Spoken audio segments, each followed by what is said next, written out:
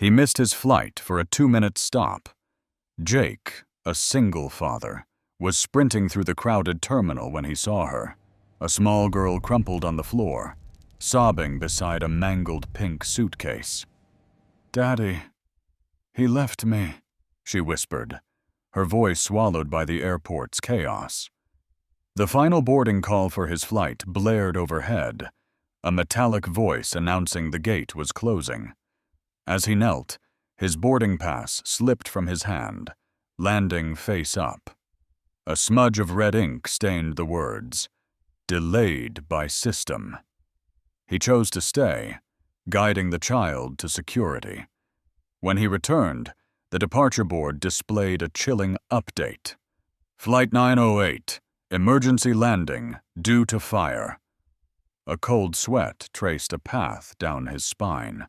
Hours later, nursing a coffee, he saw her again, her hand now held by a young woman, her sister. The woman's gaze locked onto his, wide with disbelief. Are you Jake Wilson?" she asked softly.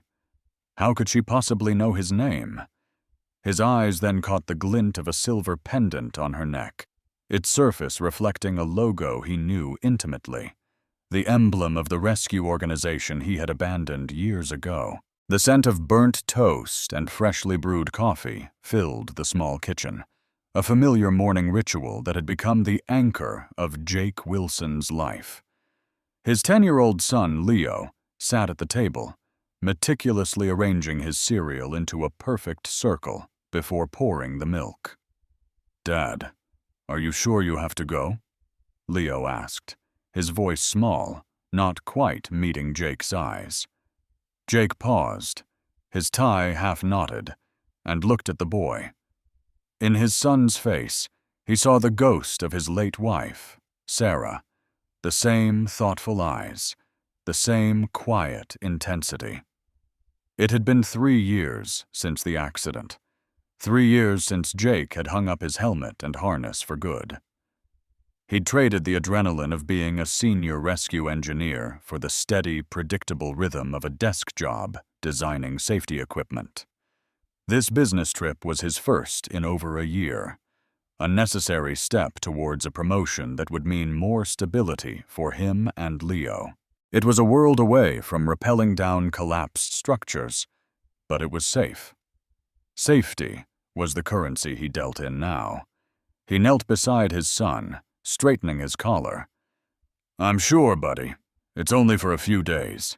I'll be back before you can beat that final level on your game. Promise." The airport was a roaring river of humanity, a chaotic symphony of rolling luggage, overlapping announcements, and hurried conversations.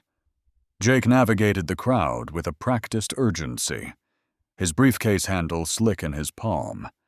He'd been delayed by a fender bender on the freeway, a minor incident that had devoured 20 precious minutes.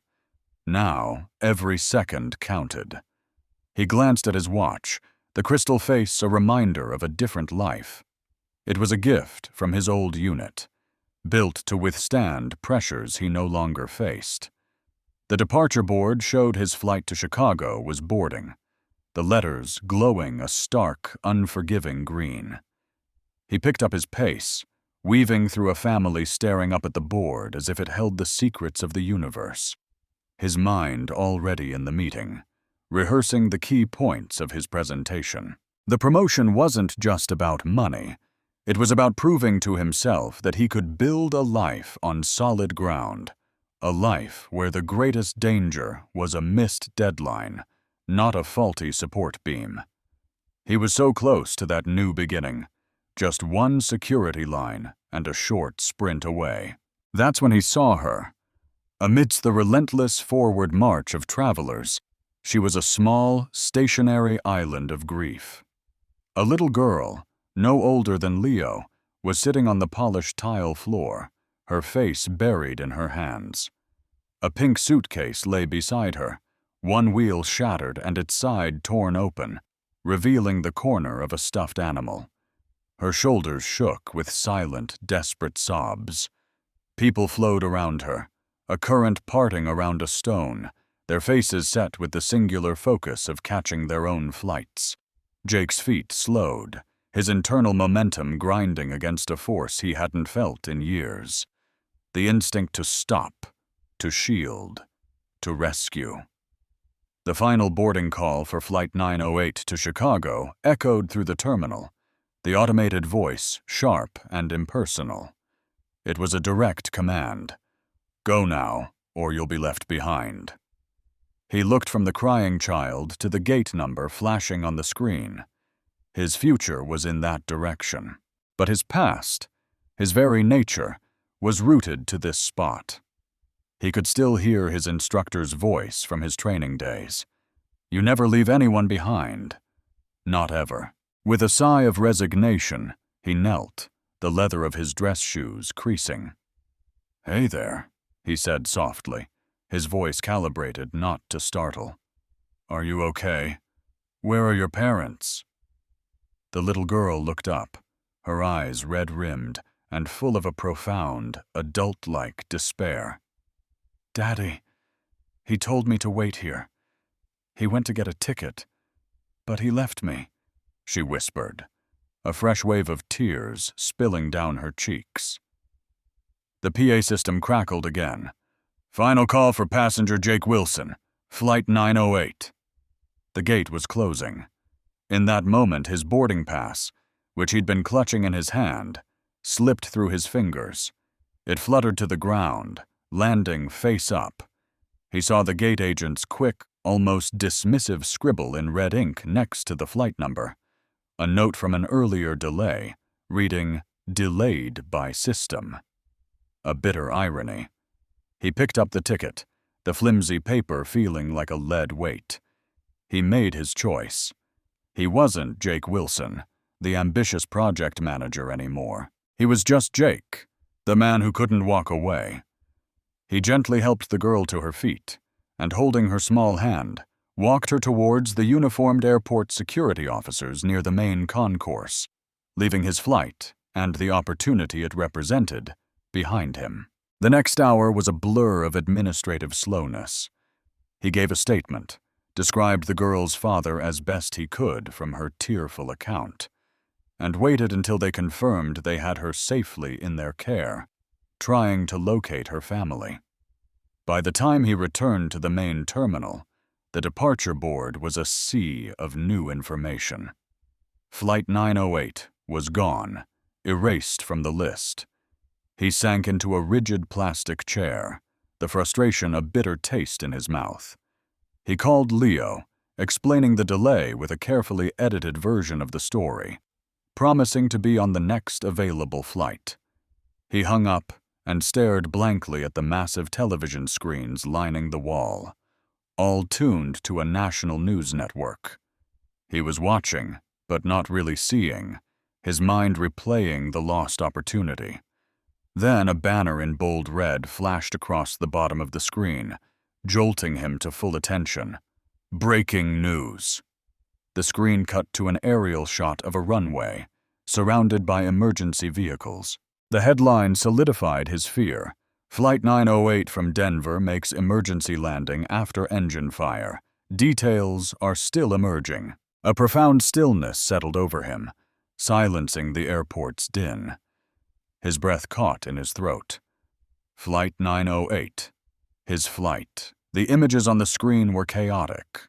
Smoke billowing from one side of the aircraft, passengers being evacuated down emergency slides. He saw the faces of the people who had been in line with him, who had jostled past him in their hurry. He could have been on that plane. His son could have been watching this same news report, not knowing if his father was safe. A cold sweat traced a path down his spine, a chilling echo of the dangers he thought he'd left behind. He leaned forward, his elbows on his knees, his mind struggling to process the monumental weight of what had just happened. He had missed his flight, lashing out at fate for his bad luck, when in reality, fate had just handed him a lifeline.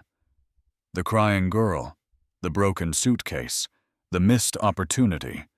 It all felt like something more than coincidence. It felt frighteningly like destiny.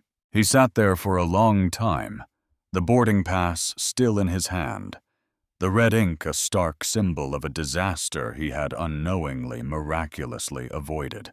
He was on his third cup of bitter, lukewarm coffee when a small hand tugged at his sleeve. Jake looked down from the endlessly looping news report of the crash and saw the little girl from before. Her face was clean now, the tear tracks gone, but her eyes still held a shadow of their earlier fear.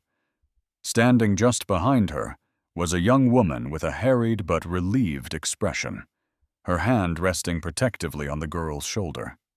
She looked to be in her late 20s, with the same thoughtful eyes as the child, and her gaze was fixed on him with an unnerving intensity. This was the moment from the hook, replaying now in slow, deliberate time. Are you Jake Wilson?"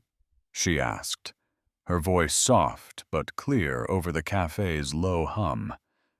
He nodded slowly, a dozen questions forming in his mind. "The security officer told me your name," she explained, answering the most pressing one. "He said you were the one who found Lily. I'm her aunt, Emma." Jake offered a tired smile. "I'm glad she's safe. I was worried." His eyes drifted to the silver pendant resting against her collarbone. Now that she was closer, he could see the emblem clearly. A stylized globe held between two hands, the symbol of the Global Response Coalition. It was an image seared into his memory, a brand he once wore with immense pride. "The GRC," he said, more a statement than a question. "You're a long way from headquarters." Emma's hand instinctively went to the pendant, her fingers tracing its familiar shape. "It's a service medallion. 5 years," she said. Then her expression shifted to one of dawning recognition. "Jake Wilson. The Jake Wilson from the Westgate Dam operation. I've read your field reports. You were a legend." The word legend felt alien, a title belonging to a man he no longer knew. "I was just doing my job," he deflected. "I'm not with the coalition anymore." "I know," Emma said softly. "Please let me buy you a coffee. It's the absolute least I can do. You missed your flight because of us." Before he could refuse, she was already at the counter, returning moments later with 2 steaming mugs. Lily, the little girl, crawled onto the chair beside Jake, seemingly content to be near her rescuer. They sat in a silence broken only by the clink of ceramic, the chaos of the airport feeling a world away. Emma explained that Lily's father, her brother-in-law, had been booked on a different, earlier flight, and a miscommunication during a chaotic layover had led to the separation. It was a simple, human error, the kind that happened every day. But Jake knew, with a certainty that chilled him, that nothing about this day was simple.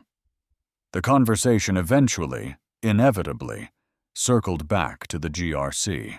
"I heard you left right after the Westgate inquiry," Emma said, her gaze steady, probing. "A lot of good people did." Jake's jaw tightened. The Westgate Dam collapse wasn't just an operation. It was the event that had cleaved his life in two. An unprecedented flash flood, a catastrophic structural failure, and a rescue mission compromised from the start. The official report cited faulty equipment and a tragic, unavoidable chain of events. But Jake had been there. He knew the equipment hadn't failed. It had been substandard, purchased through a new supplier who had cut corners. And his wife, Sarah, a GRC medic, had been one of the casualties, lost when a secondary collapse occurred in a sector that had been declared safe. The organization he had dedicated his life to had investigated itself, cleared itself of any meaningful wrongdoing, and offered him condolences and a medal. He had given them his resignation instead. "I had my reasons," Jake said, his voice flat. He had a new reason now, and he was sitting at home, probably trying to beat that final video game level. Leo was his only mission. Emma seemed to sense his withdrawal and leaned forward slightly, lowering her voice.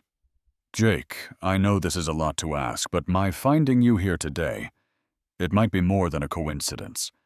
I'm not just a field agent anymore.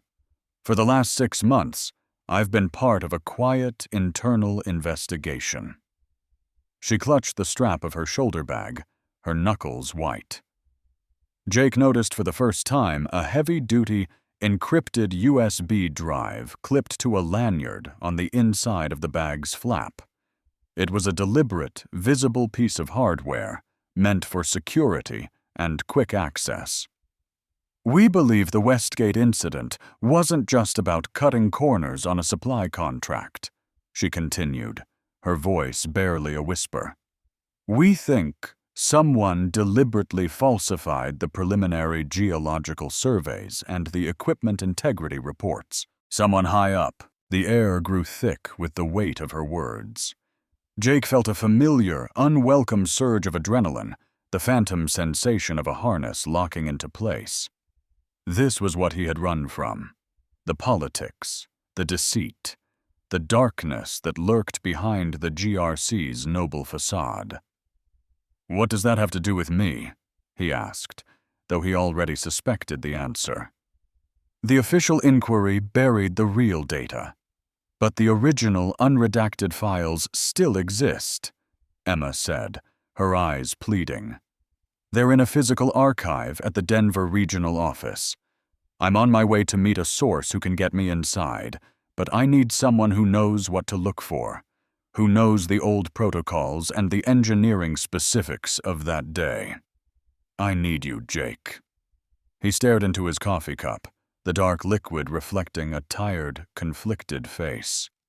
She was offering him a path back into the storm, a chance to find the truth that the GRC had denied him 3 years ago. But at what cost? He thought of Leo, of burnt toast in the morning, of a quiet, predictable, safe life. He had built those walls for a reason. He couldn't tear them down now, not even for justice. "I can't," he said, the words feeling like a betrayal to both Sarah's memory and the determined woman sitting in front of him. "I'm sorry for what happened to you, and I hope you find what you're looking for. But that part of my life is over. I have a son. I can't go back." Emma's face fell. A flicker of disappointment she quickly masked with a professional nod. "I understand," she said, gathering her things. "Thank you again. For everything. For Lily." She gently woke the sleeping child, and as they stood to leave, she paused. "If you change your mind." She didn't finish the sentence. She didn't have to. Jake watched them disappear into the airport crowds, a small family unit moving against the current. He was safe, he told himself. He had chosen safety. But as he sat alone in the echoing terminal, the ghosts of the Westgate Dam felt closer than ever. An hour passed. Jake had managed to book a seat on a red-eye flight leaving after midnight. He'd called Leo, his voice a careful construction of paternal calm, assuring him that everything was fine, that Dad just had a long and boring wait ahead. But as he sat watching the endless cycle of arrivals and departures, his mind refused to settle. The carefully built walls of his new life were crumbling, eroded by the dual tides of a narrowly avoided death and a ghost from his past. Emma's words echoed in his thoughts, overlaying the memory of Sarah's laugh, the feel of her hand in his. For 3 years, he had accepted the official story of the Westgate Dam collapse, a narrative of tragic misfortune. He had allowed his grief to be managed, packaged, and filed away by the very organization that he now suspected had authored his wife's death. He had chosen safety for his son, but in doing so, had he abdicated his duty to the woman he had loved? The thought was a splinter in his soul. He looked at his hands, the hands of an engineer, a rescuer, a man trained to find the stress points in a structure before it failed. And he could feel, with an instinct he had long suppressed, a critical fracture in the foundation of his own past. He stood up, his half-formed plan to find a quiet corner and review his presentation notes dissolving into irrelevance.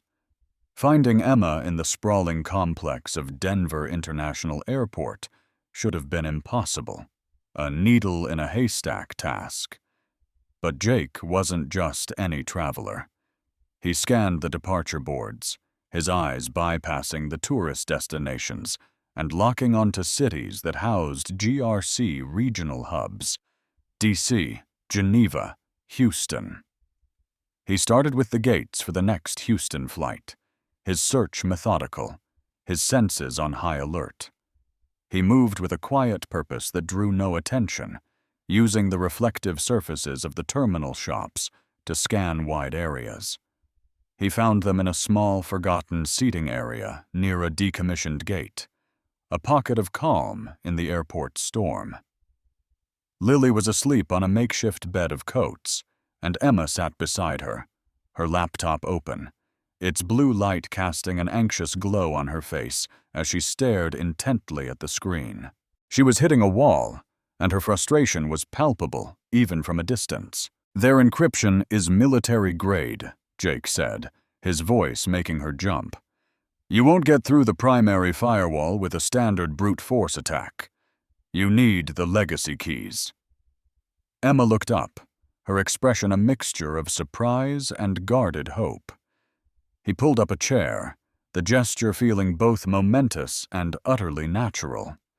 "I'm not promising anything," he said, setting a boundary he wasn't sure he could keep. "I'm not getting on a plane to Switzerland, or kicking in doors. But I know their old systems. I can look at the data you have. That's it." Relief washed over her features. Without a word, she unclipped the encrypted USB drive from her bag and handed it to him. The small metallic object felt heavier than it should, a key to a door he had sworn never to open again. He plugged it into his own laptop, the quiet click of the device locking into the port sounding unnaturally loud in the silent waiting area. The screen filled with lines of code and nested folders, a digital maze he had once navigated by touch. His fingers moved across the keyboard with a forgotten fluency, the rhythmic, muffled tapping a stark contrast to the airport's ambient hum. He bypassed the main security layers, using back doors and administrative codes he was supposed to have forgotten years ago. Emma watched, mesmerized, as he peeled back layers of protection that had held her at bay for weeks.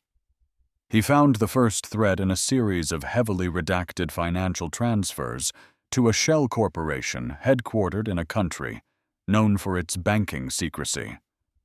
"Acorn Logistics," he murmured, reading the name aloud. Never heard of them. He cross-referenced the name with GRC supply chain manifests from the year of the collapse. Nothing. They didn't exist, yet they had received payments totaling over $9 million for specialized environmental consulting. As he delved deeper, digging into archived email servers, a clear and sickening pattern began to emerge.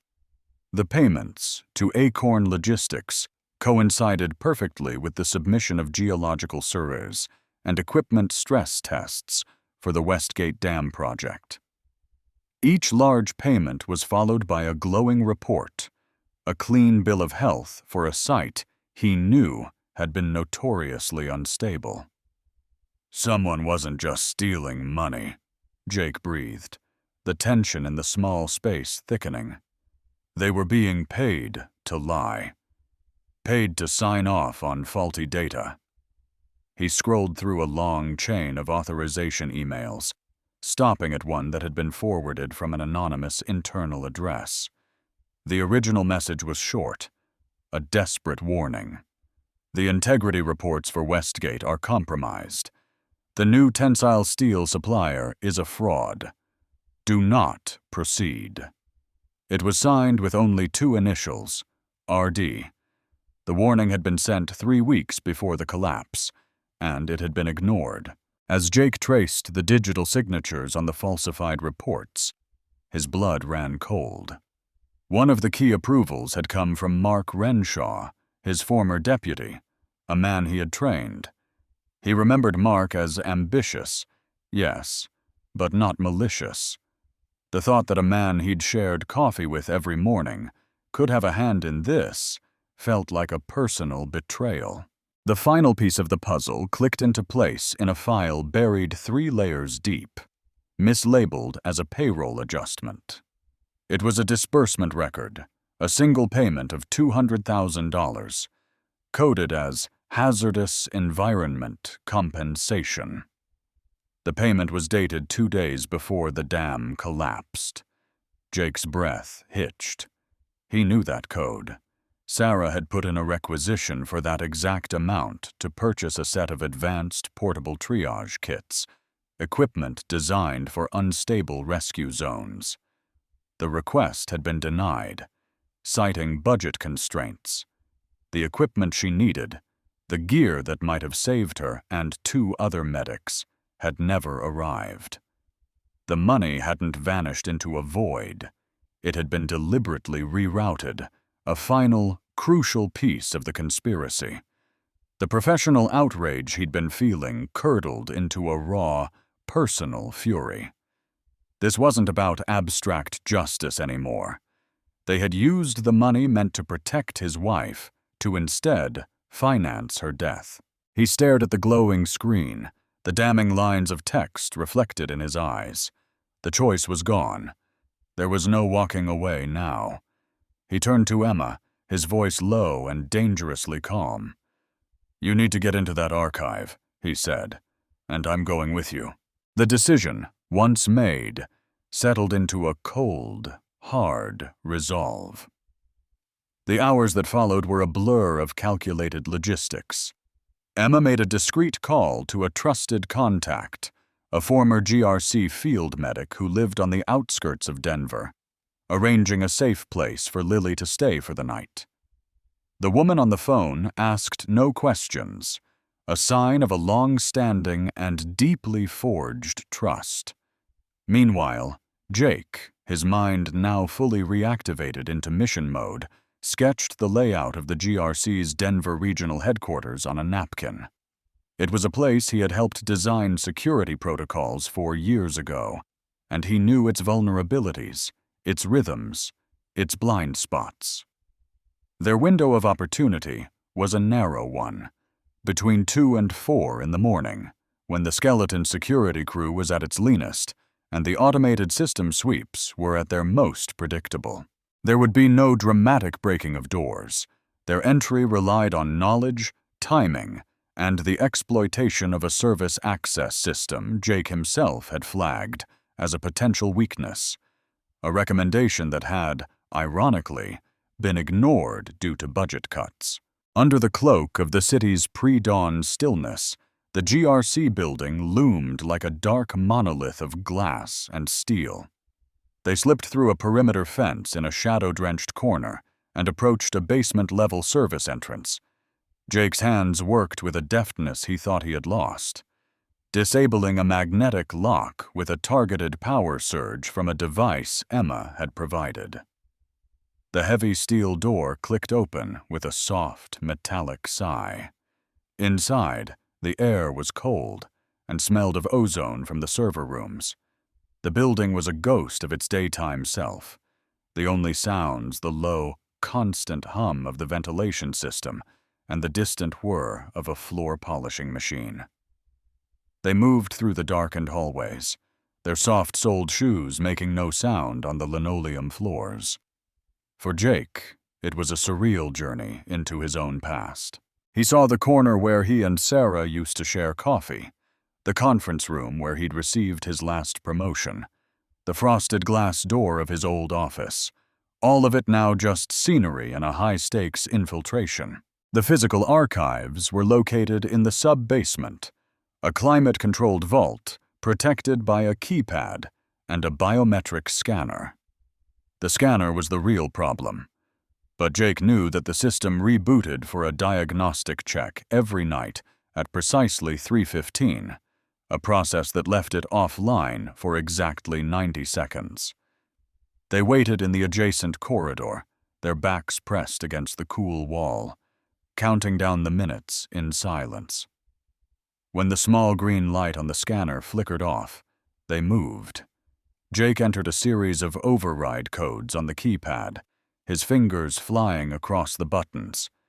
The heavy vault door hissed open. Inside, rows upon rows of sterile white filing cabinets stretched into the dimness. It was the organization's paper memory, a tomb of secrets and lies. Without hesitation, Jake walked to a specific aisle, his internal compass guiding him. "Westgate Project," he murmured, pulling open a drawer labeled Pre-Deployment Audits, Structural and Environmental.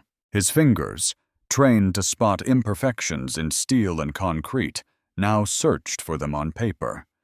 He pulled a thick file folder, the one containing the final site integrity report, the document that had given the entire operation the green light. He laid it on a table under the room's harsh utility light. At the bottom of the last page was the signature of the lead auditor, Howard Gant, a meticulous, by-the-book veteran whom Jake had respected immensely. Howard had taken early retirement shortly after the disaster, a broken man. Jake stared at the signature, a flourish of blue ink on heavy bond paper, and he knew instantly it was a forgery. He remembered Howard's signature from dozens of documents.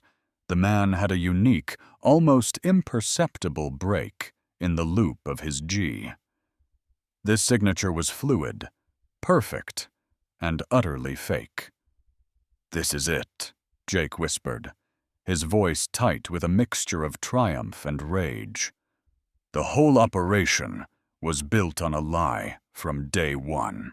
As he stared at the forged safety document, his mind made an instinctive, terrifying leap. A faked report that led to a fiery disaster. His eyes unfocused, seeing not the paper in front of him, but the red ink scrawled on his fallen boarding pass. Delayed by system. A system error. An engine fire. It was the same pattern, a catastrophic failure blamed on a technical glitch. "Emma," he said, his voice low, "the fire on my flight today. What if it wasn't an accident? What if someone on that plane was a target? Or what if the flight itself was the message? A warning to anyone who was digging into GRC's business." The red herring of a fateful, lucky break had suddenly taken on the shape of another calculated move in a deadly game. The world didn't just happen. It was being manipulated, its levers pulled by an unseen hand. Shaken, Emma processed his theory, her own part of the story clicking into place. "My source," she said, pulling out her phone. "The one I was supposed to meet. He's a department head in internal affairs. He's the one who gave me the USB drive right before I went through security this morning." She showed him a blurry photo, a still captured from an airport security feed. It depicted her in a crowded terminal, accepting the drive from a tall man in a tailored suit. The man's face was turned away from the camera, but his posture radiated authority. "He told me I was a courier, that my job was just to get the data to a third party. He warned me that a leak had been detected and that I couldn't trust our normal channels." This confirmed it. She was not a rogue agent, but a sanctioned operative in a shadow war being fought within the GRC itself. Jake turned his attention back to the files, his mind racing to connect the new threads. He began pulling adjacent folders, looking for witness statements, personnel rosters, anything that might point to Howard Gant's replacement. He opened a thick binder containing logs of civilian contractors who had been on the Westgate site during the final weeks of preparation. He scanned the names, one blurring into the next, until he stopped cold. A logistics coordinator was listed, a man named Michael Rogan, but it was the note beside his name that made the air leave Jake's lungs. Dependent on site, daughter, Lily Rogan, age 4, present at preliminary base camp, June 10 to 14. Jake looked up at Emma, the file trembling slightly in his hand. The dates corresponded to the exact window when the final forged safety audit had been conducted. The little girl in the pink suitcase, the child whose tears had made him miss his flight, had been there. She wasn't just a random lost child. She was a living link to the entire conspiracy. The name on the page, Lily Rogan, hung in the sterile air of the archive room, a silent bomb that had just detonated, rearranging the entire landscape of the day. Every coincidence, every random turn of fate was now stripped bare, revealing the cold, hard wiring of a meticulously planned operation. The crying girl wasn't a catalyst for destiny. She was bait. His missed flight wasn't a lucky break. It was an extraction.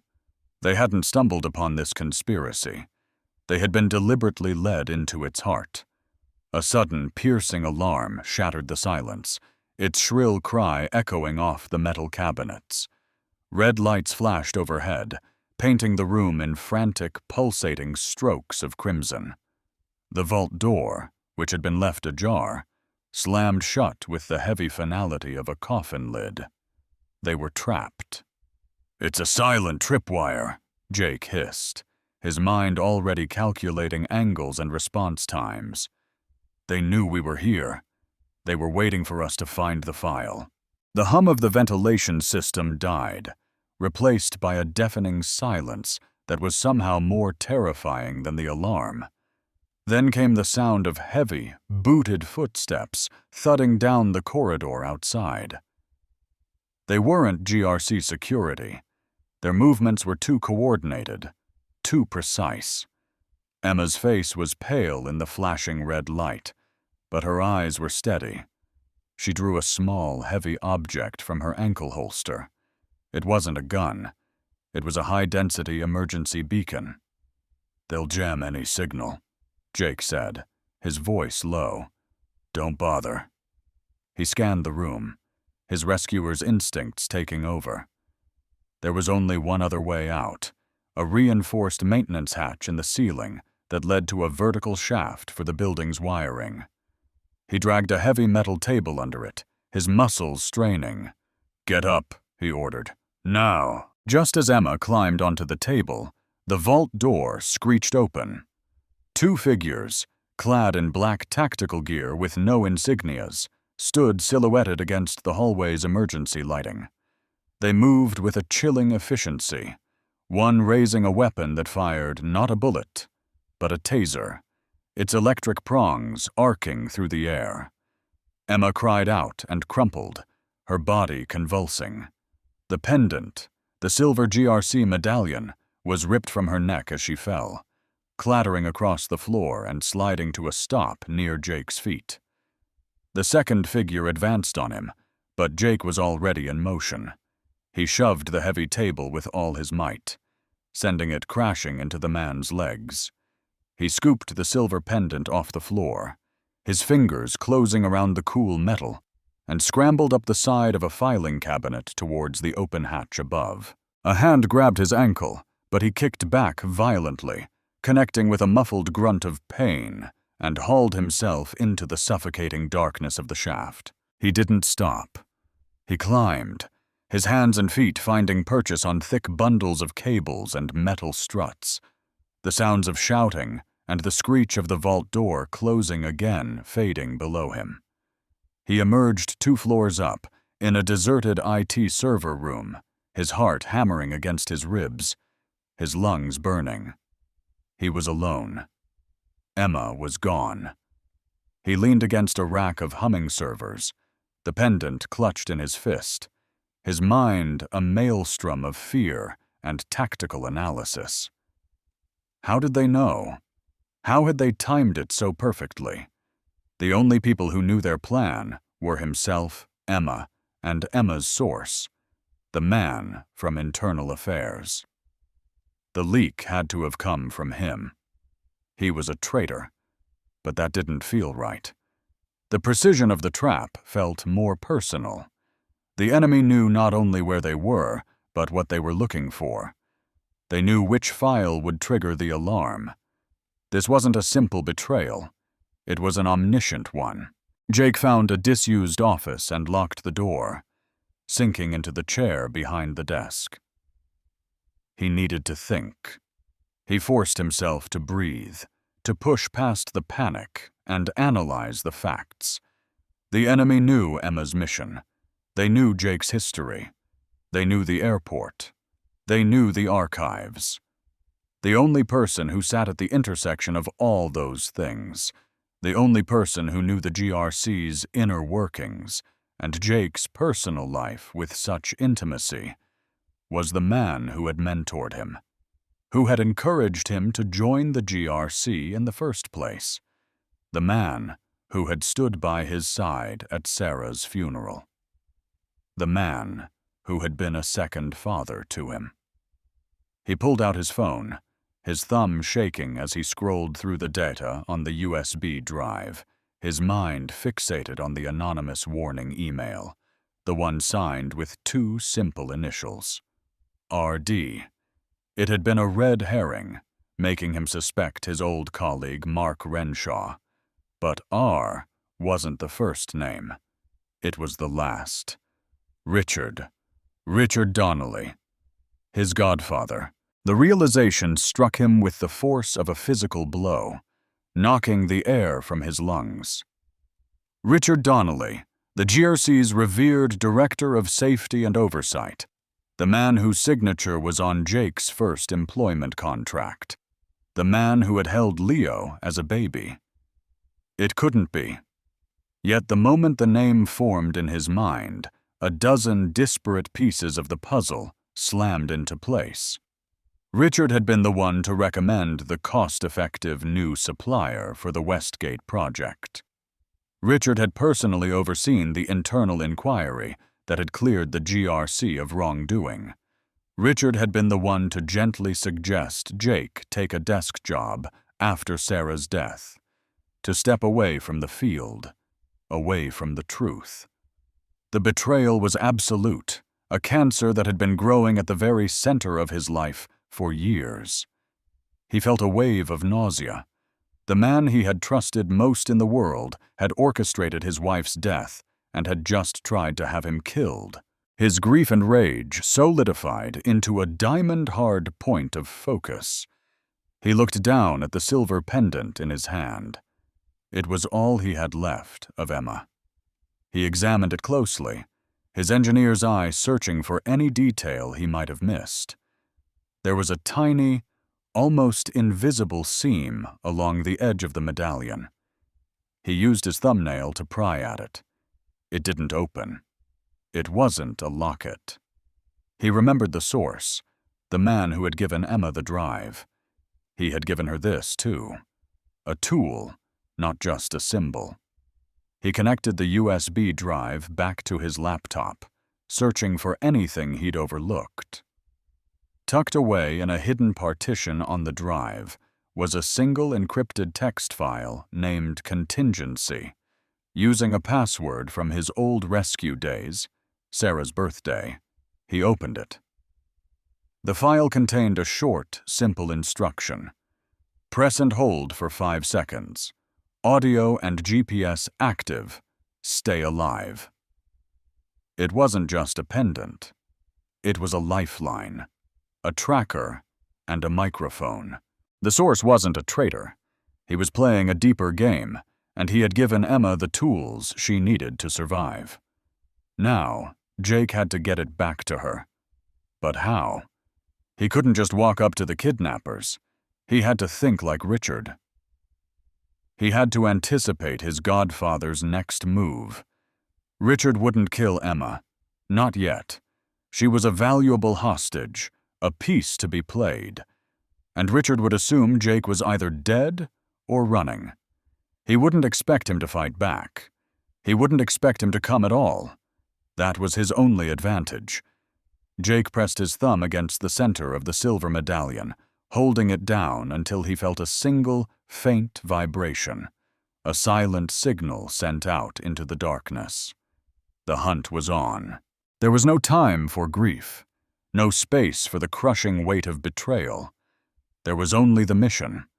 Jake moved through the sleeping city, a ghost driven by a singular, cold purpose. The GPS signal from the pendant was a steady, pulsing dot on his phone's screen, a digital heartbeat he had managed to slip into the pocket of Emma's abductor during the chaotic escape. He hadn't just fled. He had planted his own seed in the enemy's garden. The signal led him away from the city center, towards a sprawling industrial park near a private airfield. It stopped moving at a large, nondescript warehouse, its corrugated metal walls reflecting the pale light of the moon. No guards were visible, but Jake knew they were there. Richard was meticulous. He circled the perimeter, his eyes scanning for weaknesses, his mind working like a structural engineer, assessing stress points and potential points of failure. He found one, a rooftop ventilation unit, old and likely unalarmed, that fed into the main warehouse floor. It was a difficult, dangerous climb, but for a man who used to rappel into collapsed mines, it was a familiar challenge. Inside, the warehouse was a cavernous space, filled with crates stamped with the GRC logo. In the center, under the harsh glare of a single work light, Emma was tied to a chair. Standing before her, his back to the high catwalk where Jake now hid in shadow, was Richard Donnelly. His voice, the same warm, avuncular tone that had comforted Jake at his wife's funeral, now dripped with a chilling venom as he spoke. "You see, my dear, the world doesn't reward heroes," Richard said, pacing slowly. "It rewards pragmatists. The Westgate project was failing. The geological surveys were a disaster. We were facing financial ruin and public humiliation. I didn't create the problem. I simply engineered a more profitable solution." He was monologuing, the classic flaw of the arrogant. Every word he spoke was being captured by the activated device now lying dormant in his henchman's pocket just a few feet away. "You falsified the reports. People died. Sarah died." Emma's voice was strained, but unbroken. Richard let out a sigh, a sound of theatrical regret. A tragic, unavoidable cost of doing business. The equipment budget was diverted to ensure the silence of key inspectors. Sarah's death was a misfortune, a loose end. Just as the fire on Flight 908 was meant to be. Your source from Internal Affairs was on that plane, you see. A neat, tidy accident that would have eliminated a problem and created a surge of public sympathy for the GRC. But our dear Jake, my own boy, had to play the hero and miss his flight. He stopped pacing and turned, his face a mask of cold fury. He was always a liability. Too much conscience. It was a trait he got from his father. The insult, so personal and so cruel, landed like a punch. From his vantage point, Jake felt a surge of pure, white-hot rage. He didn't act on it. He waited. He needed more. He needed the final piece. "So you brought me here to kill me?" Emma asked. "Oh no," Richard chuckled. You're my insurance. When Jake is found dead in an unfortunate accident in the next day or two, you will be the grieving colleague who confirms he was unstable, chasing wild conspiracy theories. A tragic hero's final chapter. That was it. A confession to past crimes and a clear statement of future intent. It was everything Jake needed. He moved silently along the catwalk to a heavy-duty power conduit for the building's main lighting grid. Using a multi-tool from his pocket, he prized open the junction box and with a single, decisive action, severed the main cable. The entire warehouse plunged into absolute darkness and chaos. Shouts of confusion erupted from below.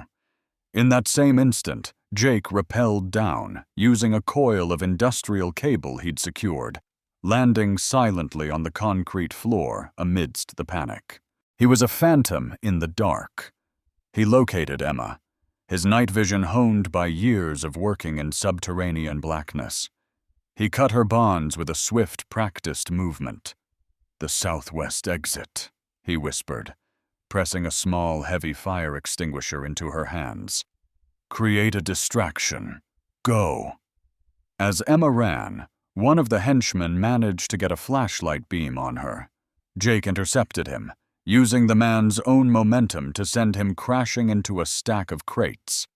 He didn't stop to fight.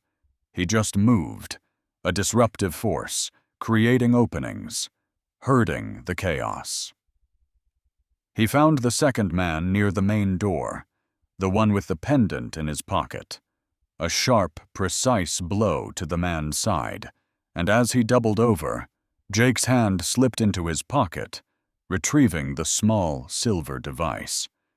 He melted back into the shadows just as the emergency backup lights flickered on, casting long, distorted shadows across the warehouse. He and Emma were gone.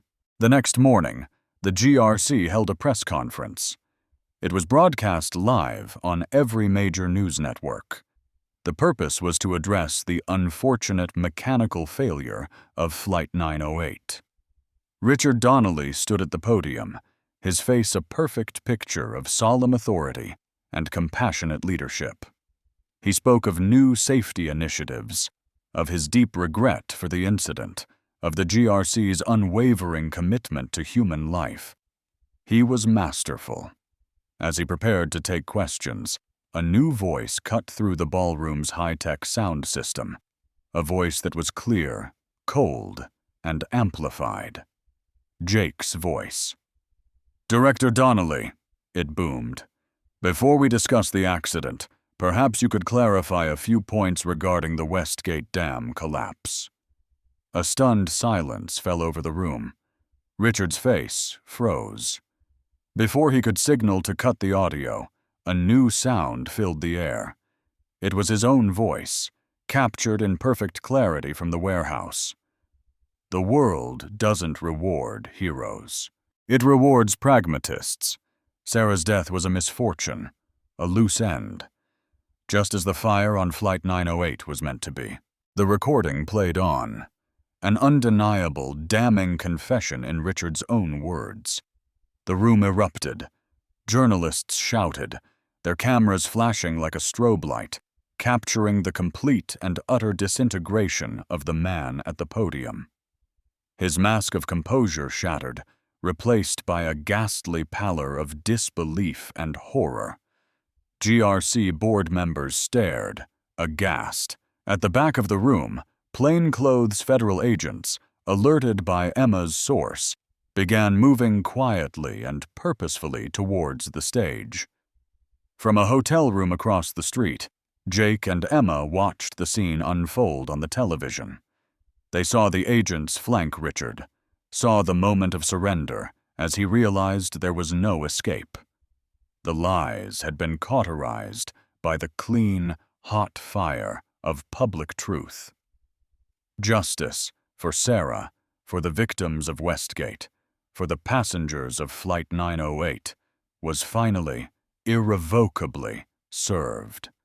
Jake felt a profound sense of release, a quiet settling in his soul that he hadn't felt in 3 long years. He had his vindication, and standing beside him, recognized by the world as the hero who refused to be silenced, was the woman who had made it all possible. 1 year later, the loudest sound in Jake's life was the laughter of children in a sun-drenched backyard. The crisp autumn air was filled with the scent of cut grass and barbecue smoke. Leo, now a confident 11-year-old, was showing Lily, whose face had lost the shadows of her past trauma, how to properly throw a frisbee. Jake watched from the porch, a spatula in his hand, and a deep sense of peace in his chest. Emma came and stood beside him, leaning her head on his shoulder. They weren't a conventional family, but they were a real one, forged not by blood, but by the shared fires of a crisis that had nearly consumed them. They had built this new life together, a quiet sanctuary of scraped knees, homework, and movie nights.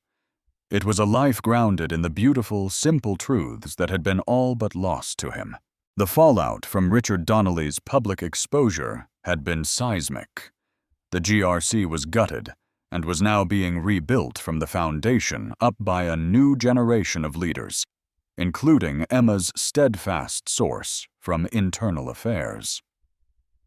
Donnelly was serving multiple life sentences in a federal prison, a disgraced monster stripped of his power and prestige.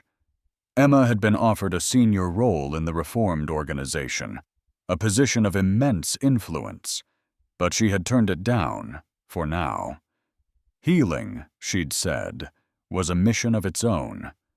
Jake had been publicly exonerated and celebrated, but he shied away from the spotlight, finding his reward not in the fleeting praise of the media, but in the steady, reassuring rhythm of this new life. He had found justice for Sarah, and in doing so, had finally been released from the prison of his own past. A few days later, a thick, cream-colored envelope arrived in the mail. It bore the new, redesigned logo of the Global Response Coalition. Inside, Jake found a formal invitation and a single first-class plane ticket. The new GRC board was holding its inaugural annual awards ceremony. It was being named the Sarah Wilson Memorial Gala, an event to honor the integrity and sacrifice of rescue operatives who embodied the organization's true, reclaimed values. They were requesting that Jake be the guest of honor and the keynote speaker. It was a chance to publicly cement Sarah's legacy, to ensure her name would forever be associated with the heroism she lived by, not the corruption that had taken her life. He looked at the plane ticket in his hand, a simple piece of paper that held the weight of his entire journey. That evening, as he stood by the window, wrestling with the idea of returning to that world, Emma came to him. She was wearing the silver pendant. It was no longer a piece of evidence or a tactical device. It was simply a part of her, a beautiful medallion that caught the soft evening light. It was a reminder of the moment their lives had intersected, a symbol of the salvation they had found in each other. "She would be so proud of you, Jake," Emma said softly, her fingers tracing the emblem on the pendant. "Not just for what you did, but for the man you are now, for the father you are." He knew she was right. Running was no longer an option. It was time to stand in the light. The day of the flight arrived, bright and clear. The Denver airport was the same river of humanity, but for Jake, the current was different. It no longer felt chaotic or threatening. He wasn't rushing. His family was by his side. He knelt to hug Leo, holding him tight.